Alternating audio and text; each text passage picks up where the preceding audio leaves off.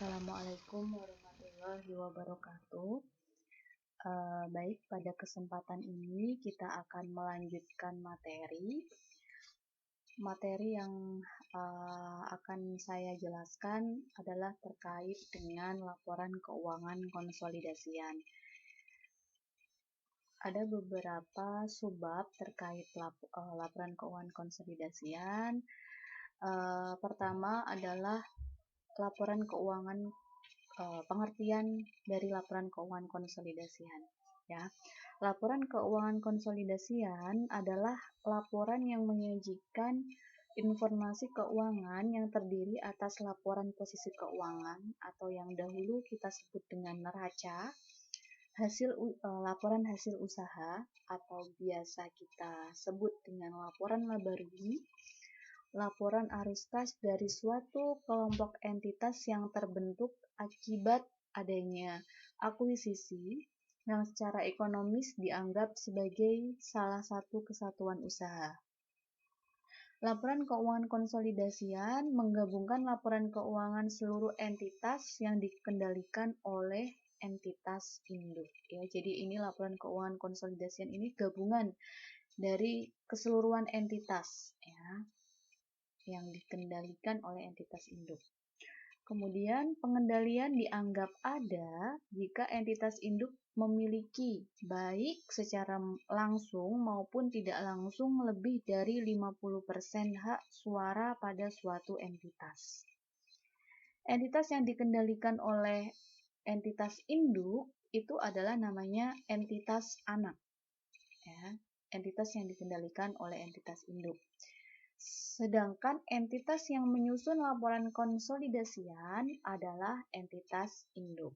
Ya, jadi induknya ini harus menyusun laporan gabungan konsolidasian dari beberapa atau seluruh entitas anak yang dikendalikan.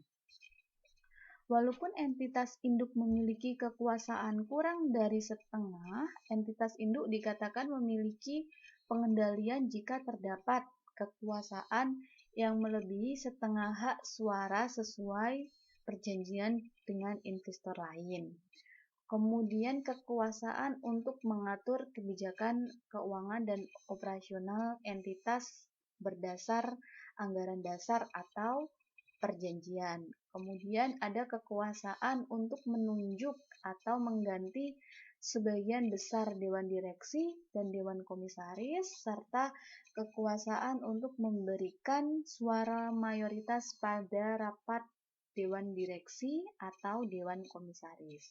Ya, jadi ini adalah ciri-ciri jika entitas induk ini bisa dikatakan memiliki pengendalian, walaupun kekuasaannya itu kurang dari 50% hak suara. Ya.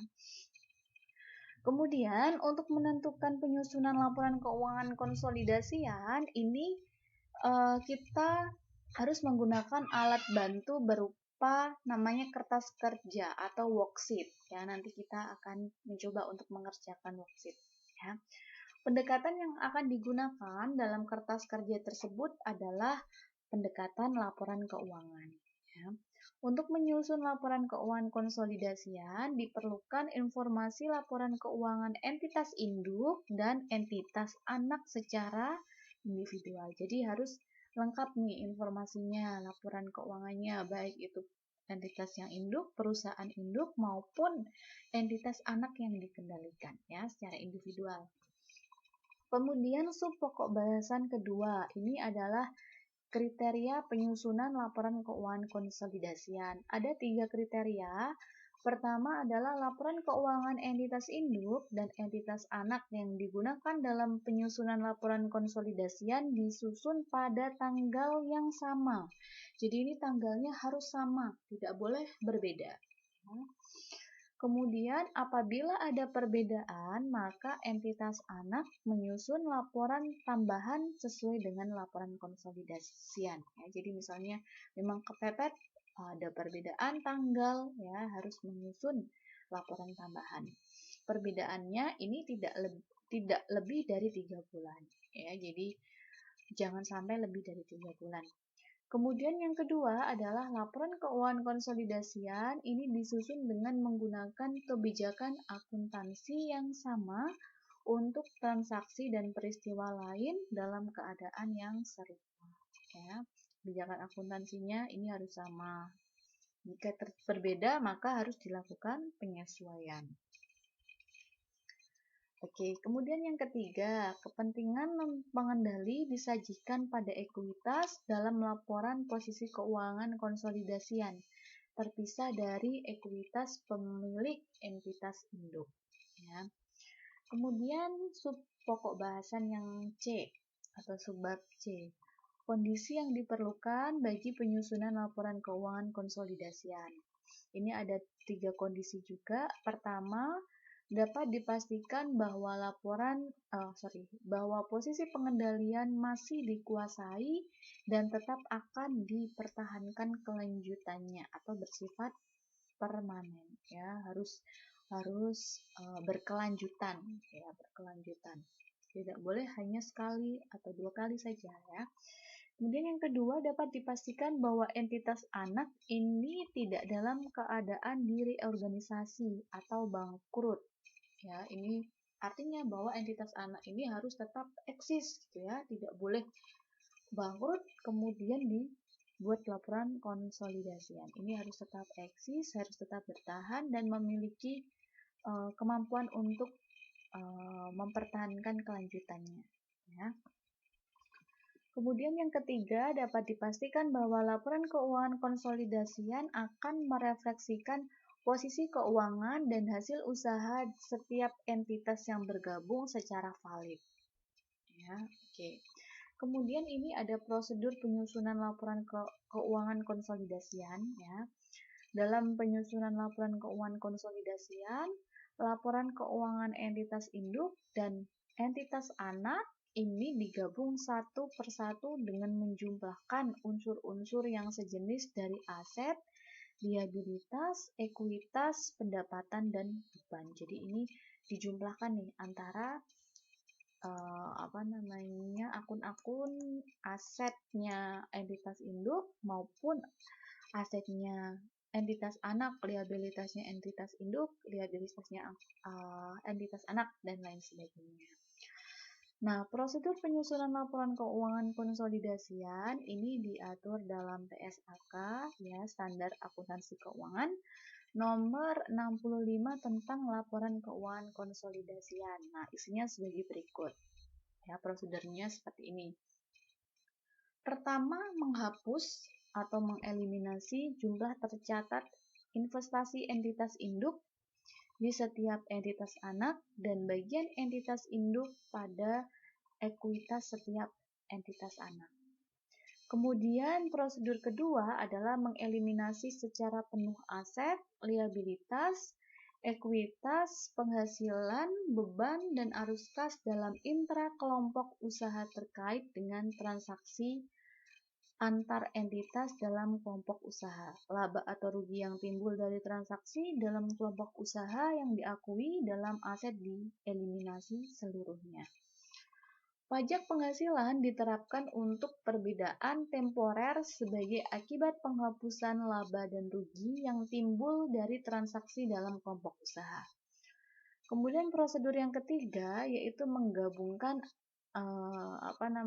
unsur-unsur aset, liabilitas, ekuitas, penghasilan, beban, dan arus kas sejenis dari entitas induk dengan entitas anaknya. Kemudian prosedur yang keempat, menentukan kepentingan non-pengendali atas laba atau rugi entitas anak yang dikonsolidasikan selama periode pelaporan. Dan prosedur yang kelima adalah menentukan kepentingan non-pengendali dari bagian kepemilikan entitas induk atas aset neto entitas anak yang dikonsolidasikan. Ya, jadi kepentingan non-pengendali aset atas aset neto ini terdiri dari 2 bagian, ya. Pertama adalah jumlah kepentingan non-pengendali pada tanggal kombinasi bisnis awal, dan yang kedua adalah bagian kepentingan non-pengendali atas perubahan ekuitas sejak tanggal kombinasi tersebut. Ya, oke, ini adalah materinya seperti itu. Nah, untuk prakteknya kita bisa lihat contohnya ya. Ini ada contoh laporan keuangan konsolidasian. Contoh laporan keuangan konsolidasian. Kemudian kita rujuk untuk ke pembahasannya ya. Oke. Pada tanggal 1 Januari 2014, PTI itu adalah PT Induk ya, singkatannya, memperoleh 90% hak atas ekuitas PT Anak maksudnya, dengan menerbitkan 5.400 lembar saham dengan nilai wajar sebesar Rp603.000. Kepentingan non pengendali ditetapkan sebesar nilai wajar, yaitu Rp67.000. Pajak ditetapkan sebesar 20%. Berikut ini adalah laporan posisi keuangan PTI dan PTA pada tanggal 1 Januari 2014 sebelum kombinasi bisnis. Ya. Oke, ini ada beberapa akun, kemudian nilai buku PTI pada masing-masing akun, PTA nilai bukunya, nilai wajarnya, serta selisihnya. Kemudian ada juga total aset, kemudian total liabilitas, dan total ekuitas. Nah, kemudian untuk informasi saja, nilai wajar kepentingan non pengendali ya 67.000 ini sebenarnya berasal dari 10% ya, pengurangan dari 100% kurangi 90%, 10% dibagi dengan 90% kita kalikan dengan nilai wajarnya 603 sehingga hasilnya adalah Rp67.000. Oke, sekarang kita masuk ke sini. Pertanyaannya, hitunglah goodwill yang timbul dari kombinasi bisnis tersebut. Kedua, buatlah kertas kerja atau namanya tadi worksheet ya, penyusunan laporan posisi keuangan konsolidasian PTI dan PTA pada tanggal 1 Januari 2014. Kemudian yang ketiga, susunlah laporan posisi keuangan konsolidasian PTI dan PTA pada tanggal 1 Januari 2014. Ya, pertama kita hitung goodwill-nya terlebih dahulu. Pembahasannya yang ada di sini. Ya.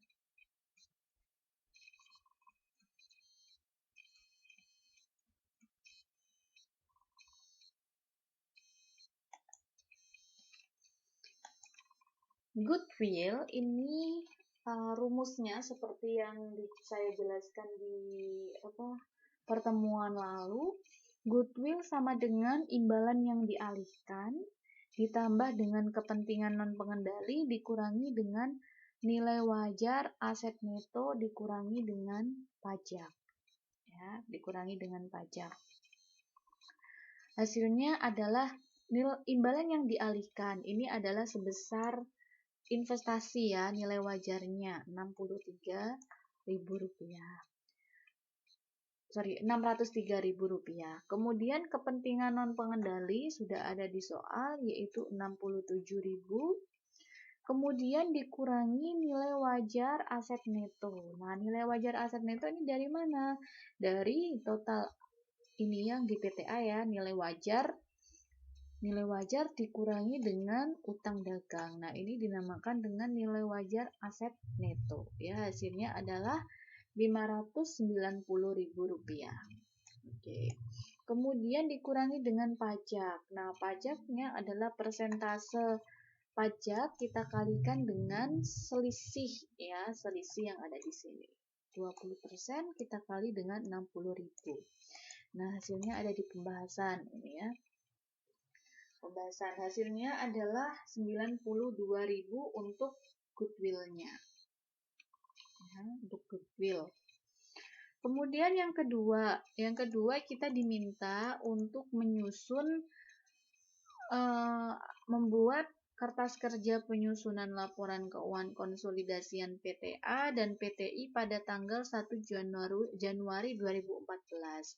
Nah, ini sudah ada kertas kerjanya. Nanti silakan untuk memahami bisa disalin hasil yang ada di pembahasan, disalin ke kertas kerja yang ada di handout tadi. Ya. Nah, untuk menyusun laporan keuangan konsolidasian, ini kita tuliskan terlebih dahulu KOP-nya, PTI dan anak perusahaan PTA, kemudian kertas kerja penyusunan laporan keuangan konsolidasian, kemudian untuk pertanggalnya 1 Januari 2014 ya. Oke, seperti itu. Kemudian langkah selanjutnya, karena ini sudah disediakan tabel yang ada di sini ya, kita tinggal memasukkan angka-angkanya. Ya, atau saya jelaskan satu persatu ya.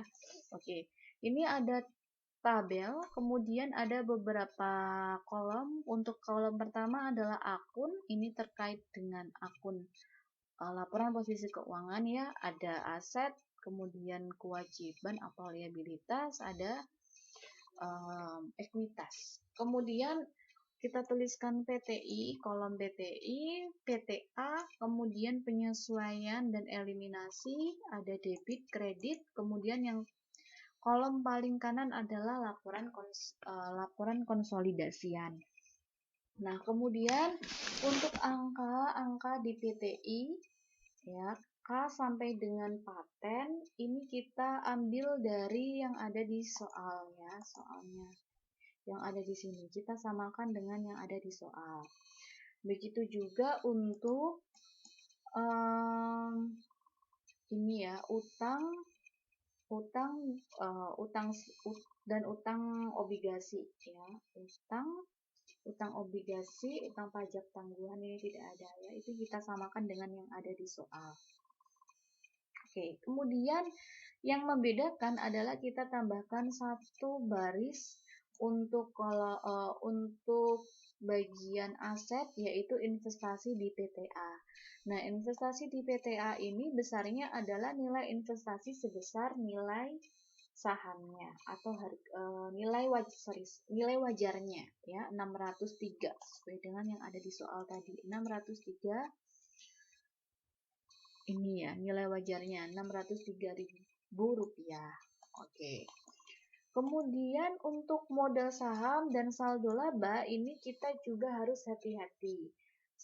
Modal saham ini karena tadi ada penambahan saham ya, ada penerbitan lembar saham dengan nilai wajar, maka kita tambahkan 575 ya, pada sebelum kombinasi bisnis kita tambahkan dengan Rp603.000. Hasilnya adalah 1.178. Kemudian ada saldo laba. Saldo laba ini nilainya sama dengan yang tadi. Sehingga untuk total aset dan total liabilitas dan ekuitas hasilnya akan sama untuk PTI, yaitu Rp1.938.000. Oke, seperti itu. Kemudian sekarang masuk ke PTA ya, di PTA. PTA ini juga akan sama nilainya, tinggal kita pindahkan ya, sebelum kombinasi bisnis ya, angkanya sama dengan yang tadi.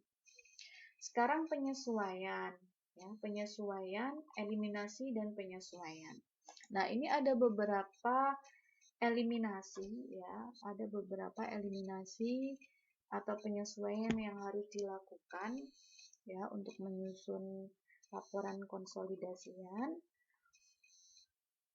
Pertama, sesuai dengan yang ada di sebelah sini, nanti untuk pembahasannya ini silakan dibaca sendiri ya, untuk yang sebelumnya, materi sebelumnya ini. Untuk menyusun laporan keuangan konsolidasian, pertama kita harus menghapus investasi versus ekuitas anak yang terdiri dari modal saham, kemudian agio saham, dan saldo laba. Ya, seperti itu. Jadi, kita harus menghapuskan ini. Pertama yang harus dihapus adalah modal saham, saldo laba, kemudian ada investasi. Ya, kita hapuskan. 1, 2, 3 untuk kolom A. Untuk poin A. Kemudian yang B, sekarang yang B. Langkah yang B yaitu mengkredit kepentingan non-pengendali. Ya, mengkredit kepentingan non-pengendali. Kreditnya berapa ini? Kepentingan non-pengendali sebesar yang tadi ya, pengendalinya adalah 67.000. Kita kredit 67.000 untuk poin B. Kemudian poin C sekarang. Poin C adalah terkait dengan mendebit atau mengkredit selisih nilai wajar dan nilai buku, aset, dan liabilitas anak. Ya, selisihnya kita debit. Caranya bagaimana? Kita lihat dari yang tadi ini, yang ada di soal. Ini ada selisih, kita debit atau kredit. Selisihnya ada untuk persediaan, kemudian peralatan, kemudian ada akumulasi penyusutan, kemudian yang terakhir ada paten. Ya, ini kita debit dan kita kredit. Yang ada di biru-biru ini. 1, 2, 3, 4. Ini terkait dengan poin C untuk eliminasi dan penyesuaiannya. Oke, semoga paham ya. Kemudian yang poin D. Sekarang kita masuk poin D. Poin D yaitu mengkredit utang pajak tangguhan atau mendebit aset pajak tangguhan. Ternyata tadi yang kita lakukan adalah menentukan menentukan utang pajak tangguhan ya, 12.000. Dari mana asalnya? Dari sini. Ya, 20% dikalikan dengan 60.000. Hasilnya adalah Rp12.000. Mengkredit utang pajak tangguhan 12.000. Yang D. Kemudian sekarang yang E. Yang ke E adalah mengakui goodwill atau laba negosiasi. Karena tadi kita menghitungnya adalah goodwill, hasilnya adalah goodwill, bukan goodwill negatif tetapi goodwill positif, maka kita akui goodwill. Ya, goodwill kita tambahkan yang ada di sini. Goodwill di debit 92.000. Kemudian jangan lupa untuk ditambahkan, hasilnya harus sama. Ternyata hasilnya 692. Ya. Kemudian untuk laporan konsolidasiannya, kita tinggal tambahkan saja ke samping. Ya, misalnya untuk kas 154.500 di PT Induk, kemudian PT Anak 187 ditambahkan. Misalnya ini persediaan 114.500 PT Induk, 80.500 PT Anak, kemudian jangan lupa ada penyesuaian dan eliminasi 5.000, berarti kita tambahkan. Ya, kita tambahkan di sini. Jadi hasilnya 200.000. Ya. Oke, ini sampai dengan total liabilitas dan ekuitas ini harus sama hasilnya ya, antara aset, total liabilitas dan ekuitas. Ini ternyata hasilnya sudah seimbang, yaitu 2.050.000. Oke. Nah, selanjutnya kita buat laporan posisi keuangan konsolidasian setelah membuat worksheet-nya ya. Worksheet ini untuk memudahkan ya. Nah, ini laporan keuangan konsolidasian pada posisi keuangan konsolidasian pada umumnya. Ini ada, jangan lupa dituliskan KOP-nya, kemudian untuk komponen aset, liabilitas, dan ekuitas. Nah, dari mana angkanya? Angkanya adalah dari worksheet yang telah kita buat tadi. Nah, di sini nih. Nah, akas, piutang dagang sampai dengan yang lainnya hasilnya 2.050.000. 2.050.000. Oke, harus sama ya. Dibuat sebagai mana mestinya ya kita buat laporan posisi keuangan. Komponennya seperti ini. Nah, ini eliminasi investasi tadi yang telah kita buat mulai dari A, B, C, D, E ya. Eliminasi modal investasi, kemudian selisih nilai wajar sampai dengan goodwill tadi. Ini adalah jurnal eliminasinya. Ya, ini agak kepotong, nanti disesuaikan saja. Oke. Kemudian untuk ini sudah selesai. Kemudian ini juga tadi yang sudah kita bahas.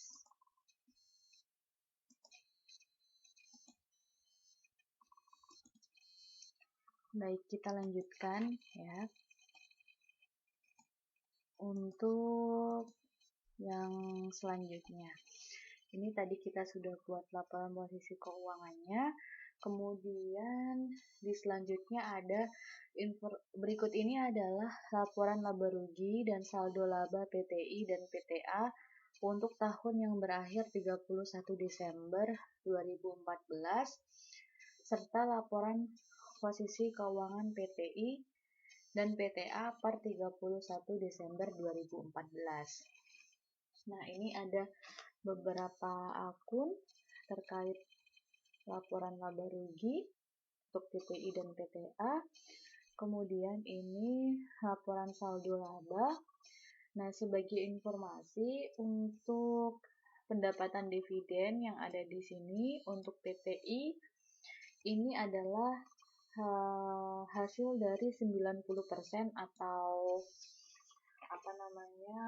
hak atas ekuitasnya ya, 90% seperti yang di atas tadi. 90% dikali Rp60.000, jadi hasilnya Rp54.000, seperti itu. Kemudian untuk saldo laba ya,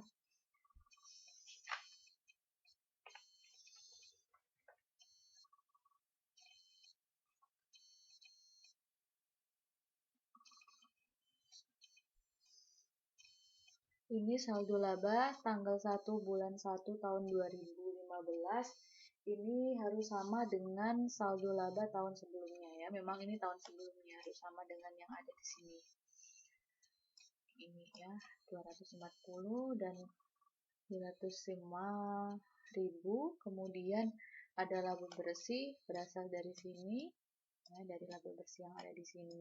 Ini kemudian ditambahkan dikurangkan dengan dividen ya, hasilnya adalah saldo laba 31 Desember 2015. Kemudian di sini juga ada akun-akun ya, akun-akun untuk laporan posisi keuangan mulai dari kas, investasi di PTA ini sebesar nilai investasi nilai wajarnya, kemudian utang dagang sampai dengan saldo laba untuk total liabilitas dan ekuitas.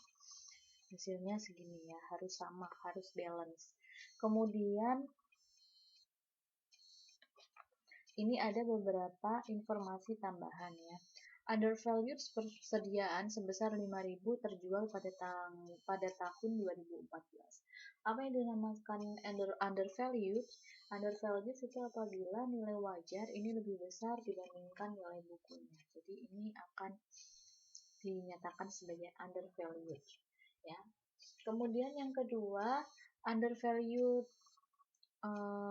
peralatan sebesar 50.000, peralatan dimiliki sisa umur 4 tahun ya. Jadi kita harus menghitung per tahunnya terlebih dahulu. Bagaimana caranya? Dengan membagi 50.000 dibagi dengan 4 tahun. Jadi untuk per tahunnya undervalued peralatannya adalah 12.500 ya. Jadi dibagi dengan 4.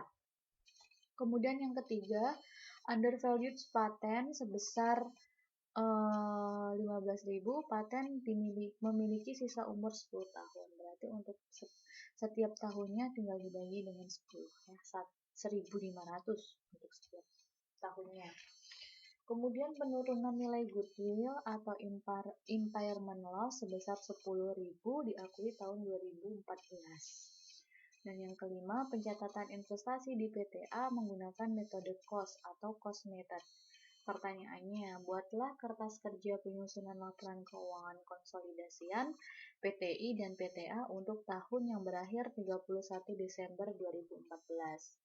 Kemudian, yang kedua, tuliskan eliminasi dan penyesuaiannya dalam bentuk jurnal umum. Nah, ini bukan ini adalah jurnal konsolidasian ya, bukan jurnal yang diposting ke buku besar. Dan ini harus dibuat lagi di tahun yang selanjutnya ya. Apa saja itu jurnal umumnya? Pertama adalah eliminasi investasi di PTA seperti yang tadi, kemudian penyesuaian aset dan liabilitas PTA tahun sekarang, pengaruh pajak atas penyesuaian aset dan liabilitas di PTA tahun sekarang, alokasi laba ke PTA, alokasi laba PTA ke kepentingan non pengendali, dan yang terakhir adalah eliminasi pendapatan dividen. Kemudian yang selanjutnya baru disusun laporan keuangan konsolidasian PTI dan PTA untuk tahun yang berakhir 31 Desember 2014. Nah, ini ada kertas kerjanya. Kertas kerja penyusunan laporan keuangan konsolidasian, ada kopnya, kemudian ada akun-akunnya, mulai dari laporan laba rugi, laporan saldo laba, laporan posisi keuangan. Ya, ini untuk PTI, PTA, untuk jurnal eliminasi dan penyesuaiannya debit kredit, kemudian yang kolom terakhir adalah laporan konsolidasian. Nah, untuk lebih memahami nanti silakan disalin kembali ya setelah dipelajari, kemudian disalin kembali pembahasan yang ada di sini ke dalam handout yang ada di sini ya agar lebih bisa memahami. Oke, sekarang kita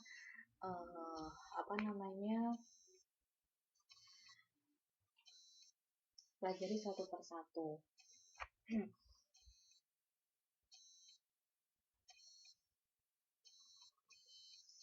Nah, untuk menyusun kertas kerja penyusunan laporan keuangan konsolidasian, pertama jangan lupa dibuat kopnya terlebih dahulu. Nah, ini ada laporan laba rugi. Nah, laporan laba rugi ini hasilnya dari mana? Hasilnya ini berasal dari apa yang sudah tertulis di soal ya. Ini ada penjualan ya, kita masukkan saja angka-angka ke sini yang ada di sini ke dalam kertas kerja sesuai dengan laporannya. Ada 3 laporan di sini ya, 3 sampai laporan perubahan laporan posisi keuangan. Kemudian langkah selanjutnya kita buat jurnal eliminasi dan penyesuaiannya. Apa saja jurnalnya? Nah, ada di sini. Pertama adalah eliminasi investasi di PTA ya, eliminasi investasi di PTA. Eliminasi investasi apa saja ini? Nah, seperti yang tadi ini ada beberapa komponen. Ada menghapus investasi versus ekuitas anak, mengkredit kepentingan pengendali, mendebit mengkredit nilai wajar, mengkredit utang pajak atau mendebit aset pajak tangguhan, dan mengakui goodwill atau laba negosiasi. Saya berikan satu contoh untuk yang ini. Nah, pertama adalah mengeliminasi ini ya, modal sahamnya versus ekuitas itu ya. Pertama yang dieliminasi adalah modal saham, saldo laba, dan investasi di PTA. Ya, berarti yang ini. Modal saham 325, kemudian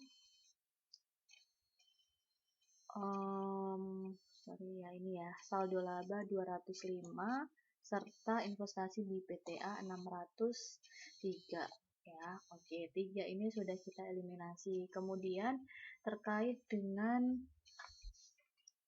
penyesuaian aset dan liabilitas tahun sekarang ya. Penyesuaian ini yang kedua itu adalah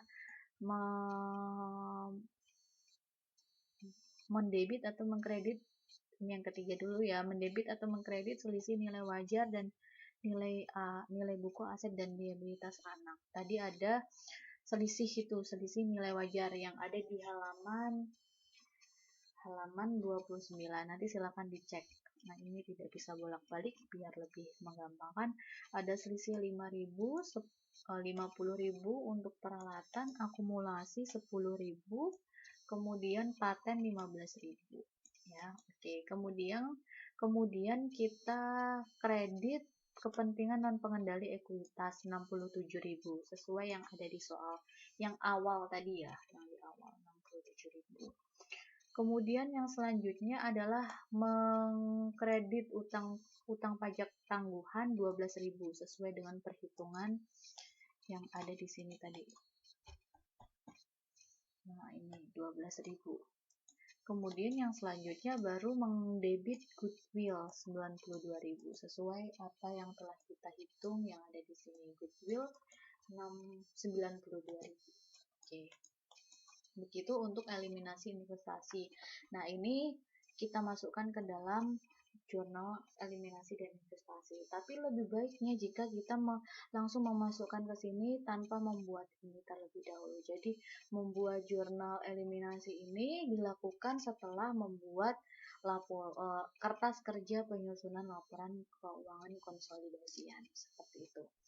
Ya, tapi ini agar lebih memudahkan aja terlebih dahulu. Kemudian yang kedua adalah penyesuaian aset dan liabilitas PTA tahun sekarang ya, tahun 2014. Nah, tadi ada beberapa informasi tambahan ya, ada 5 informasi tambahan. Nah, itu yang akan kita buat ini sekarang. Undervalue persediaan ya, berarti kita akan debit beban pokok penjualan 5.000 sesuai dengan informasi yang pertama. Kemudian undervalue peralatan 12.500 setelah kita hitung tadi ya, berarti di sini ya. Akumulasi penyusutan karena ini peralatan berarti kita kreditkan 12.000, kemudian debitnya adalah beban penyusutan 12.500. Nah, nanti ini kita gabung dengan amortisasi terkait dengan paten ya, paten yang poin ketiga ya, poin C. Patennya adalah 1.500 untuk per tahun. Jadi kita tambahkan saja untuk beban penyusutan dan amortisasi 12.500 ditambah 1.500. Oke, kemudian ada penurunan nilai goodwill 10.000. Oke, 10.000.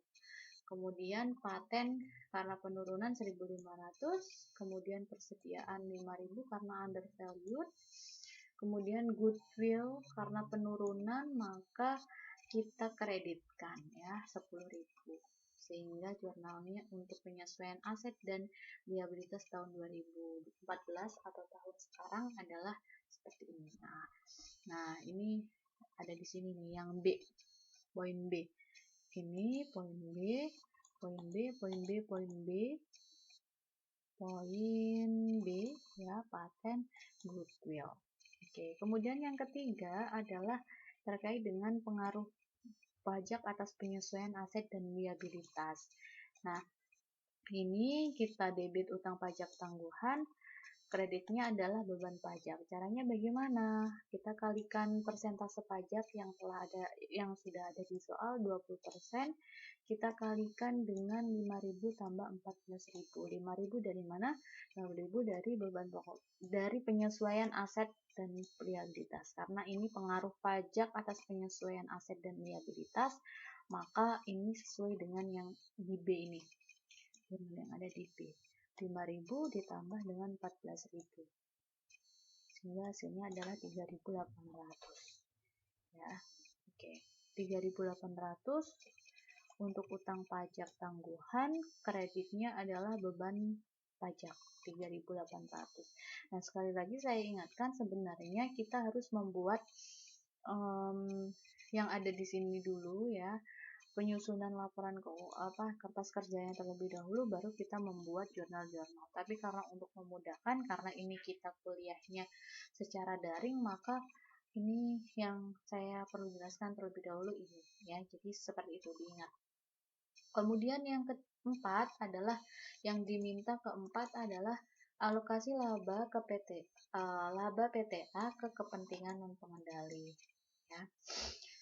Nah, jurnalnya seperti ini, kepentingan non pengendali, kemudian laba, kepentingan non pengendali ekuitas. Nah, caranya bagaimana menghitung ini? Ini sudah ada caranya. Laba sebelum penyesuaian adalah 120.000, ya. Untuk PTA yang ada di sini di soal sudah ada 120.000 sebelum penyesuaian. Untuk PTA kemudian ada penyesuaian sesuai dengan yang ada di soal. Ada beban pokok penjualan karena undervalued ya 5.000, kemudian beban penyusutan 14.000 yang ada di sini. Beban pajak di 3.800,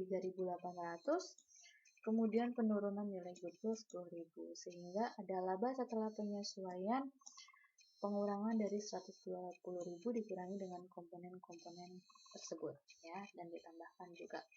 Nah, kepentingan non pengendali kita lihat 10% ini dari mana? Ternyata 10% ini adalah dari soal ya, dari soalnya ini. Soalnya adalah 90% hak dimiliki oleh PTI, berarti sisanya yang dimiliki oleh PTA adalah 10%. Jadi kepentingan non pengendali yang tidak dikendalikan oleh PTI adalah 10%. 10% dari laba setelah penyesuaian 9.480. Yang poin D. Laba kepentingan non pengendali, kemudian kepentingan non pengendali 9.480.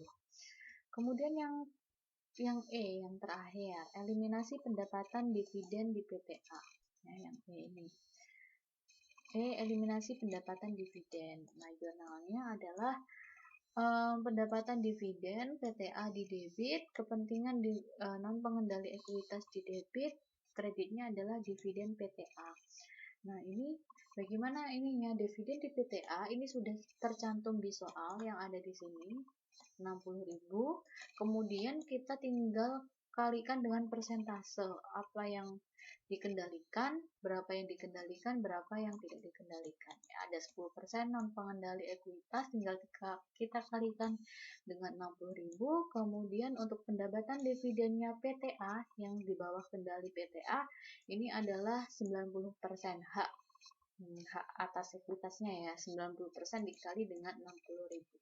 Hasilnya adalah 54.000. Nah, ini ada di soal yang di sini.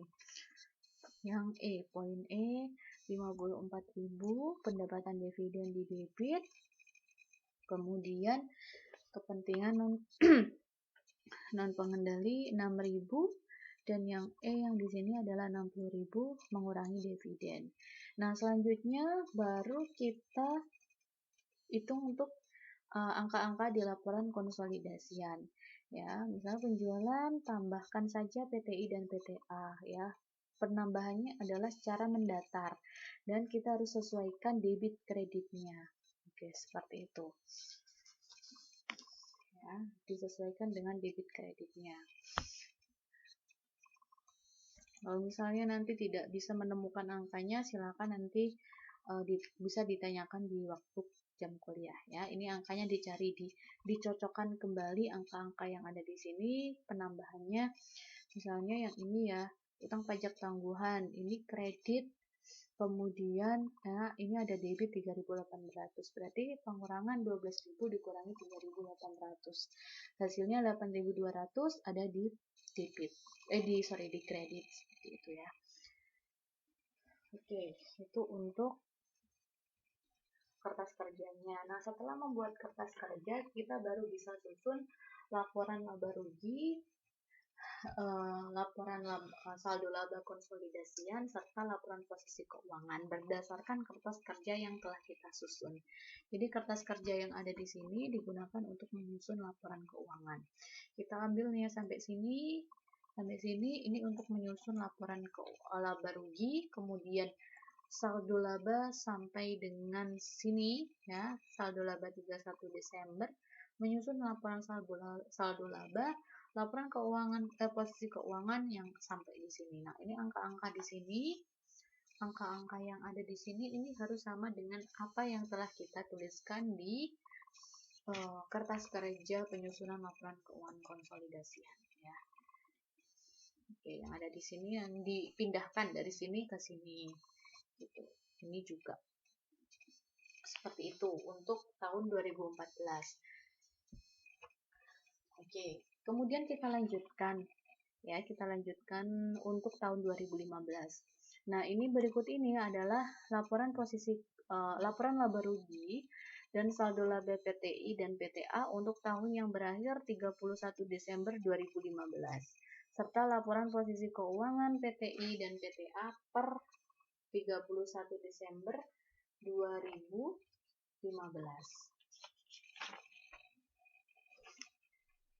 Oke, di sini ada laporan laba rugi, ya, laporan laba ruginya dihasilkan laba bersih 420.000 untuk PTI, 220.000 untuk PTA.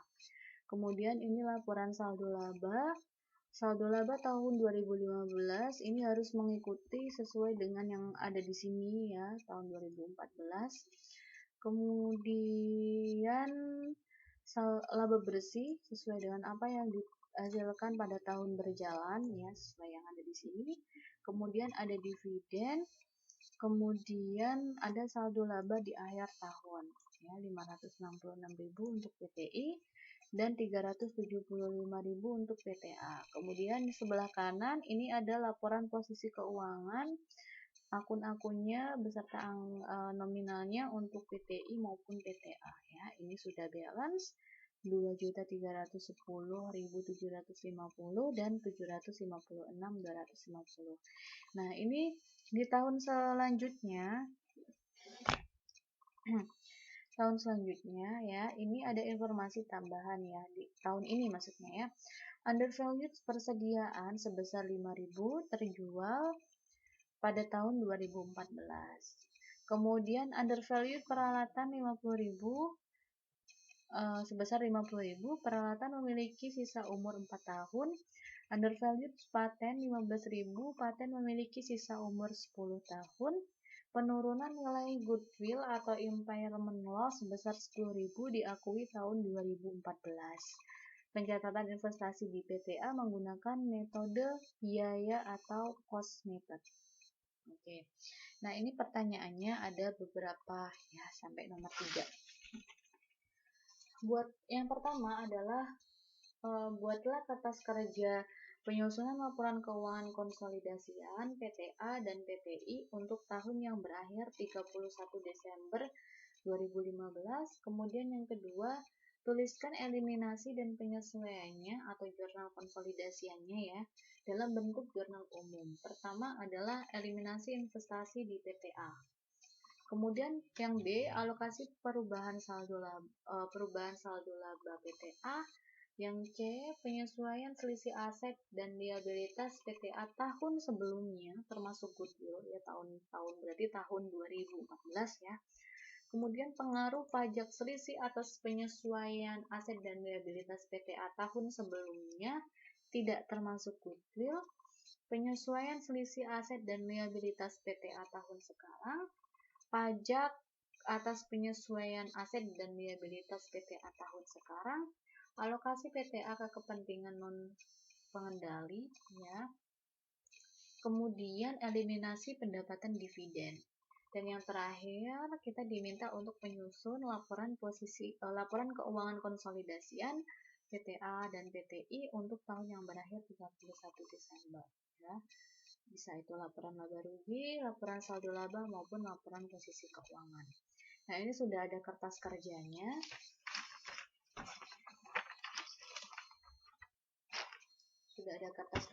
Mari kita lihat di bagian pembahasan. Nah, nanti agar lebih memudahkan, ini seharusnya disalin kembali agar lebih memudahkan ya.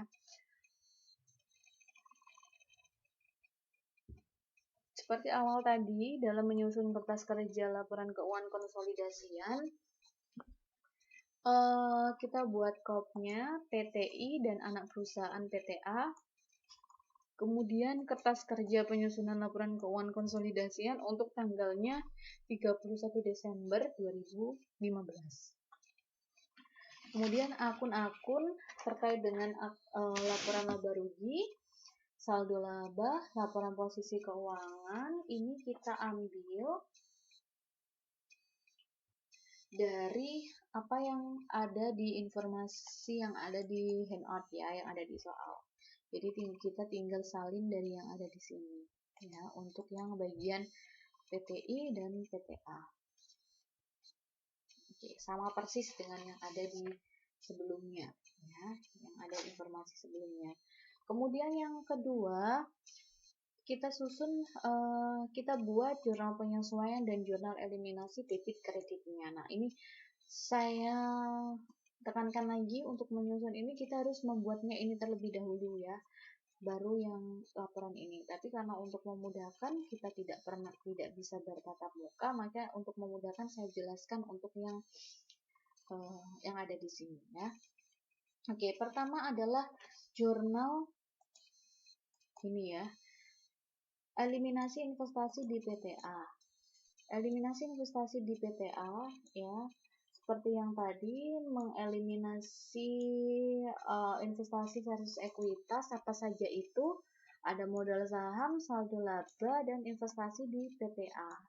Besarannya berapa? Seperti yang tadi ya, 305, 205, dan 603 ya.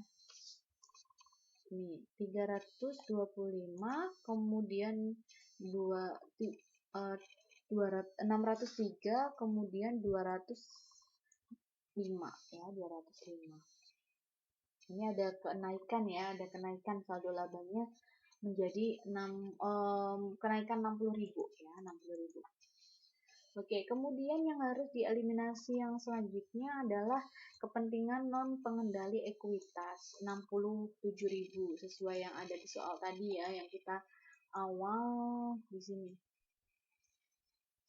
67.000. Kepentingan non pengendali kita hapuskan atau kita eliminasi. Kemudian yang selanjutnya ada eliminasi terkait dengan selisih nilai wajar, ada persediaan, peralatan, paten, goodwill, serta akumulasi penyusutan ya. Tidak goodwill. Persediaan, peralatan, paten, dan akumulasi penyusutan. 4 komponen yang ada di sini ini, selisih ini. Oke, kemudian yang selanjutnya adalah mengkredit utang pajak tangguhan 12.000. Ini asalnya dari yang 20% dikalikan dengan 60.000. Kemudian baru yang terakhir kita debit goodwill 92.000 setelah kita hitung yang ada di sini ya. Oke. Kemudian yang ke B ya, soal yang B.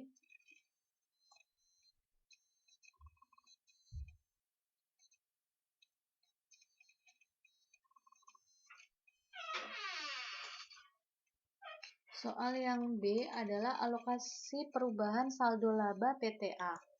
Alokasi perubahan saldo laba PTA ke kepentingan non pengendali. Ini kita debit saldo laba 1 Januari 2015, kemudian kreditnya adalah kepentingan non pengendali ekuitas. Nah, ini bagaimana caranya menghitung?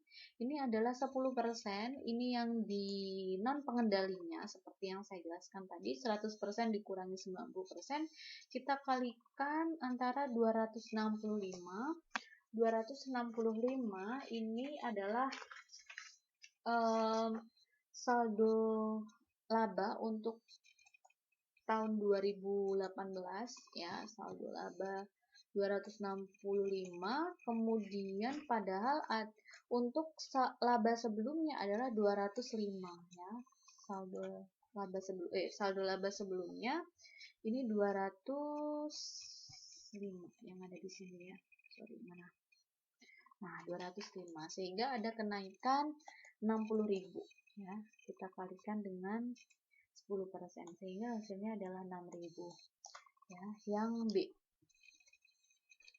60.000 untuk saldo laba di debit, kemudian kreditnya ada di kepentingan non pengendali 60.000.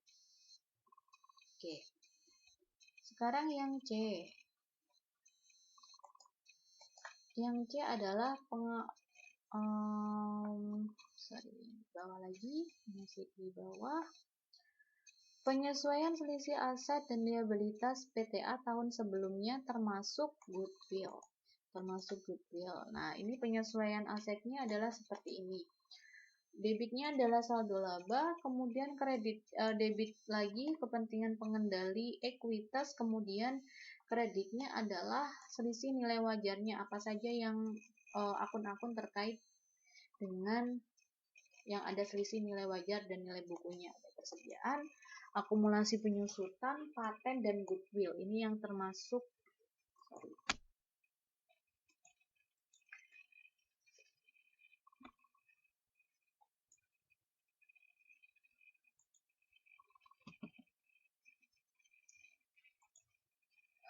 Oke, ini yang termasuk goodwill ya, Jadi ada selisih 5.000 untuk persediaan, akumulasi penyusutan 12,5, paten 1.500, goodwill 10.000. Ini yang tahun sebelumnya ya, tahun 2014 yang telah kita itukan tadi. Ya. Nah, kemudian hasilnya ini ya, ini hasilnya adalah 29.000 ya. Ini hasilnya 29.000. Kemudian untuk saldo laba ini kita kalikan 90% dikalikan 29.000 jumlah dari ini. Kemudian yang kepentingan non pengendali karena ini 10%, jadi kita kalikan dengan 10% kali 29.000, hasilnya 2.900. Ya, ini kita tempatkan yang di poin C ya. Saldo laba 26.100, kemudian kepentingan non pengendali 2.900, kemudian yang poin C ini ada di sini ya, persediaan, akumulasi penyusutan, paten, goodwill ya, seperti itu tahun sebelumnya. Kemudian pengaruh pajak ya, soal ini pengaruh pajak atas selisih penyesuaian aset dan liabilitas PTA tahun sebelumnya tidak termasuk goodwill ya, tidak termasuk goodwill. Oke, ini yang tidak termasuk goodwill, jadi ini kita kurangkan ya, ini tidak akan masuk ke dalam yang poin D. Debitnya adalah utang pajak tangguhan, kreditnya adalah saldo laba 1 Januari 2015 dan kepentingan non pengendali ekuitas.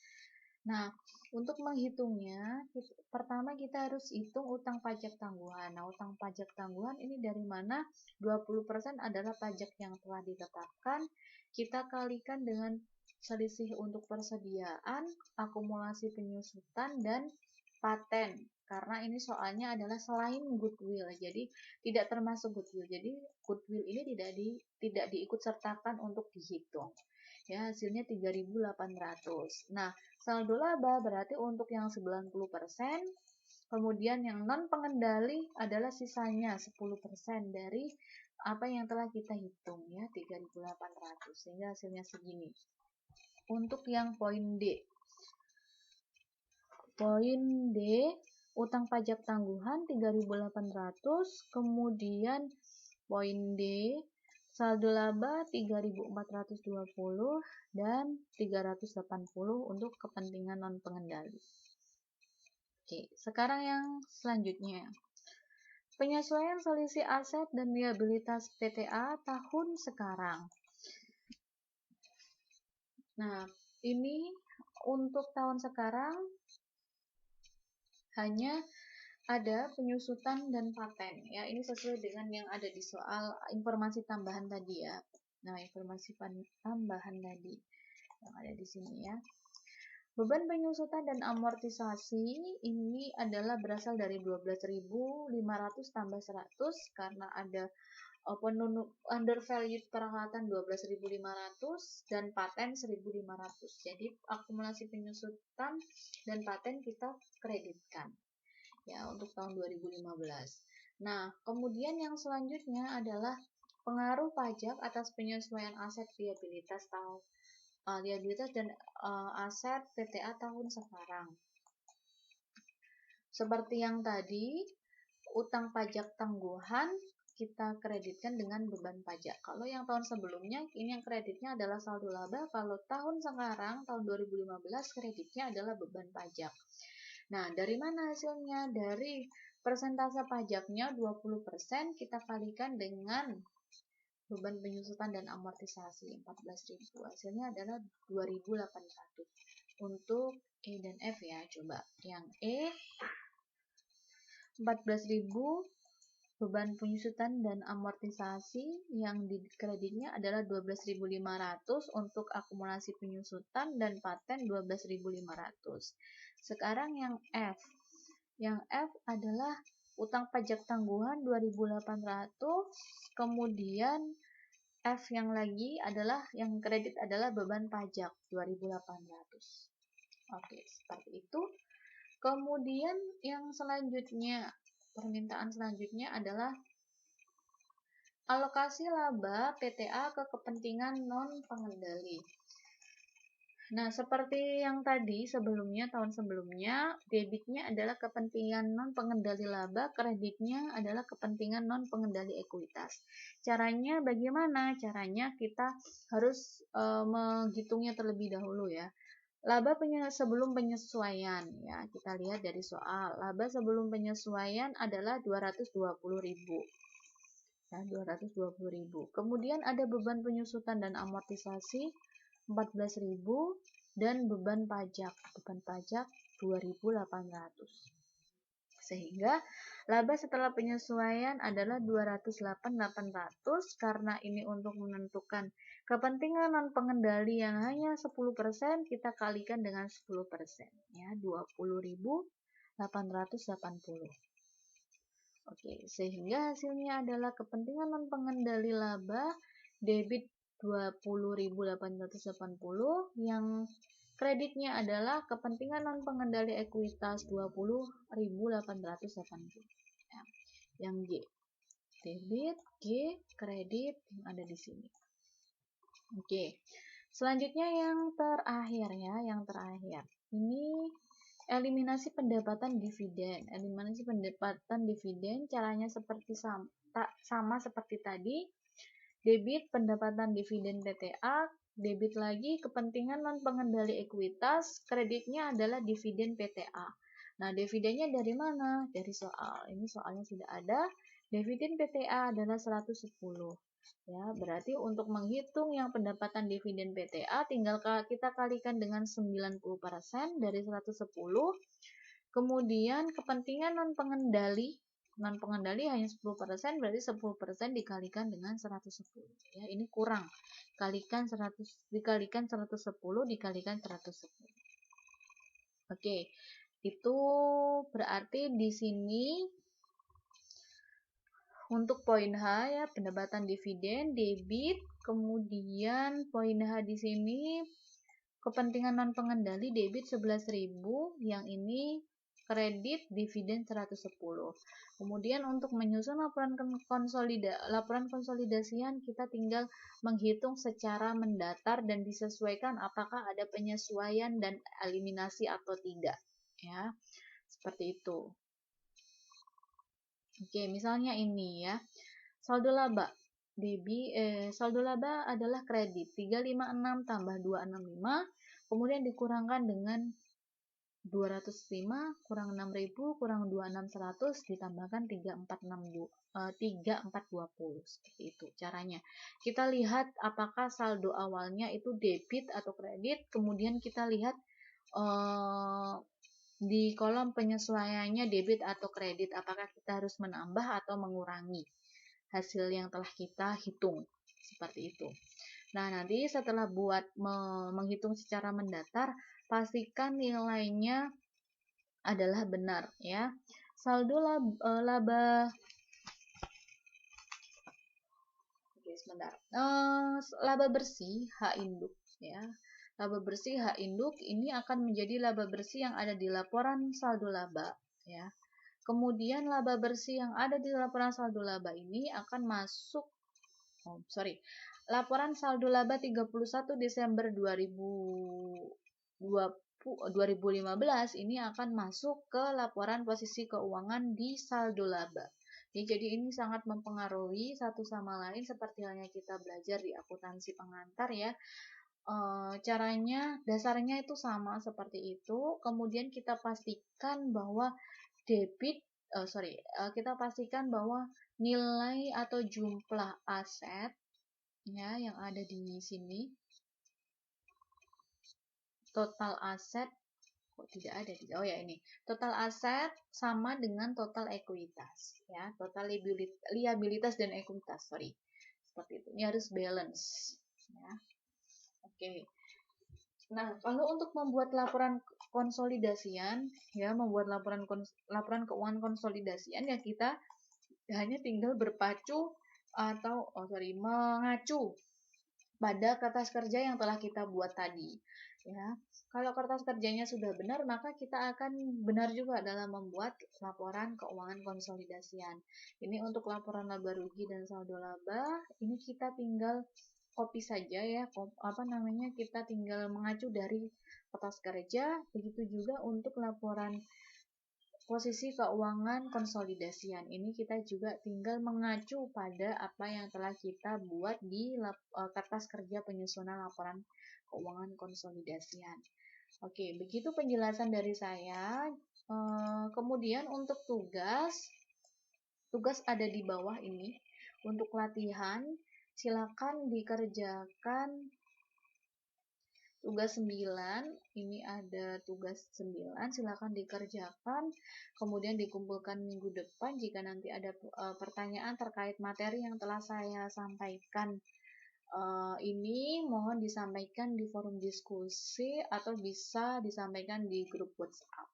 Baik, semoga bermanfaat apa yang telah saya jelaskan.